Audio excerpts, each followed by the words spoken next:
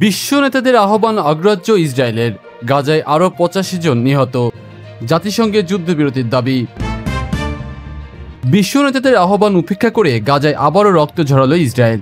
মাত্র একদিনে নিহত অন্তত 85 ফিলিস্তিনি। জাতিসংঘ সাধারণ পরিষদে যুদ্ধবিরতির জোরালো দাবি উঠলেও তেল আবিবের অবস্থান অপরিবর্তিত। বুধবার রাতে ইসরায়েলের বিমান হামলায় গাজা আবারও রক্তাক্ত।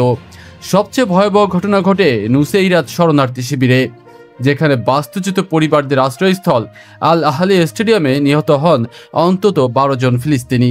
তাদের মধ্যে নারী ও শিশুও ছিল। বাস্তুচ্যুত নাজোয়া নামে এক নারী আল জাজিরাকে বলেন, আমাদের হাতে যা ছিল তাই নিয়েই বেরিয়ে এসেছি, আর কিছু নেওয়া সম্ভব হয়নি। ভাড়া এত বেশি যে আমরা জিনিসপত্র আনতে পারিনি। এই বক্তব্য গাজার আতঙ্ক আর অসহায়ত্বকে স্পষ্ট করে তোলে।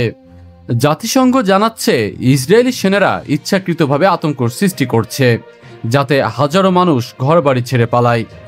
যদিও ইসরায়েল দাবি করছে এই পদক্ষেপ নাকি ফিলিস্তিনিদের নিরাপত্তার জন্য। জাতিসংঘ তদন্ত কমিশন এই ব্যাখ্যা প্রত্যাখ্যান করেছে। তাদের মতে উদ্দেশ্য হলো গাজার উপর স্থায়ী নিয়ন্ত্রণ আর পশ্চিম তীরে ইহুদি সংখ্যাগরিষ্ঠতা নিশ্চিত করা। নিউ ইয়র্কে জাতিসংঘ সাধারণ পরিষদে এই ইস্যুই প্রধান আলোচ্য হয়ে ওঠে। ইরানের প্রেসিডেন্ট বলেন, যারা শিশু হত্যা করে তারা কখনোই মানুষ নামে পরিচিত হতে পারে না।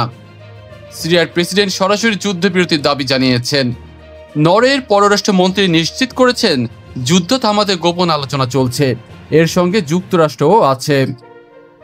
মার্কিন দূত স্টিভ উইটকফ জানিয়েছেন আগামী দিনগুলোতে কোনো অগ্রগতি ঘোষণা হতে পারে।